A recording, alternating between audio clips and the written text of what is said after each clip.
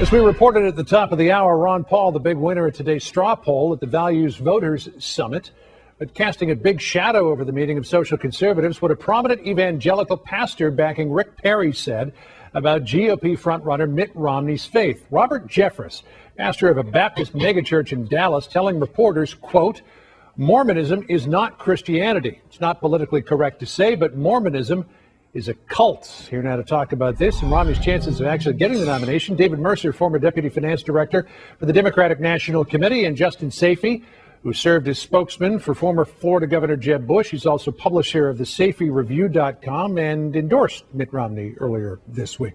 Justin, let's start with you. A lot of people believe that Mitt Romney's religion was going to become an issue in this campaign. Has it as of this weekend? Well, I think you have one person who's made one comment about it. Certainly there are some voters that are going to pay attention to that. But in my view, with the unemployment rate at 9%, with the federal government running a $1.3 trillion deficit 2 years in a row, and $1 trillion deficits as far as the eye can see, I think that Republican primary voters and general election voters are more focused on which candidate is going to do the best job of restoring America's promise and getting American economy growing again. That's going to be the top issue. But certainly some people will have an issue with religion, but I don't think that's going to be the overwhelming majority of people are not going to be concerned with that. David Mercer, Mitt Romney didn't mention it at the Values Voters Summit during his speech today, but it certainly is the elephant in the room. Do you think he needs to address this, perhaps in a similar way that Barack Obama did his faith in 2008? Actually, I think that Rick Perry needs to address it, much like Clinton did when he had the Sister Soldier issue, where he went before the Rainbow Coalition and kind of chastised that kind of intolerance. And I think that is always a problem that keeps creeping up with the Republican Party. Yeah, we do, as Justin says, want to talk about the economy. We want to get a jobs bill passed. We want to put more money in the pockets of the middle class. We also want to provide for veterans when they get back from serving our country and making it more secure. We want all that, but somehow this issue of religion and intolerance always seems to pop up, and we've all have felt it, but they're feeling it themselves now. And the question is whether Mitt Romney can rise past it and not be pulled down by it, as Rick Perry and others, and especially the Baptist minister, who called him out and said that Mormonism is a cult. Did you think this is his Reverend Wright moment?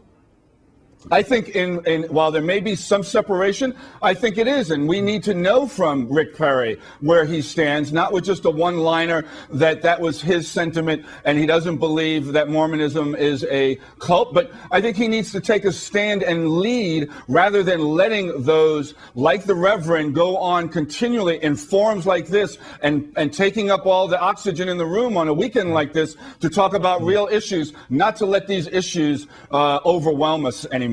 Justin, if Mitt Romney hopes to become president of the United States in 2012, he's going to need evangelical voters. They make up about a third of the Republican Party. Can he excite evangelicals, or might they, as some people have suggested, including Reverend Jeffress, just stay home? Well, I think that that's going to be a challenge for him. Certainly the evangelical voters are important voters in the Republican primary process. However, I would point out that Senator John McCain was the nominee of the Republican Party in 2008, and evangelical voters weren't exactly excited about John McCain. So can Mitt Romney win the election? Can he get enough evangelical voters to support him based on what he wants to do on the economy, based on the fact that right now polls are showing that he has the best chance to defeat President Barack Obama when you look at the head-to-head matchups in some of the critical states and nationally? I think that's something that's going to be important to evangelical voters.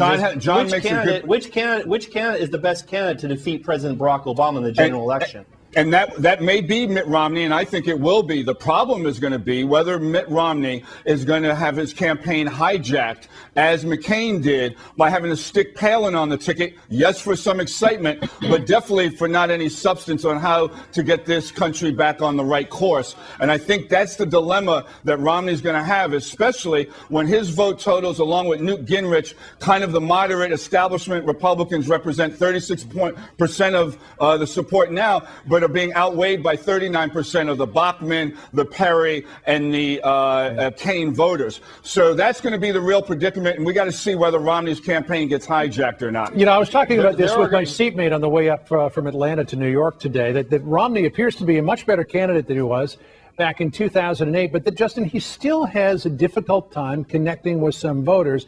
And party establishment still doesn't really embrace him, though they had much more since Chris Christie didn't get in. It's kind of like, you know, the high school student who gets asked to the prom by a guy, and she says, okay, I'll go with you. But she really wants the captain of the football team to ask her.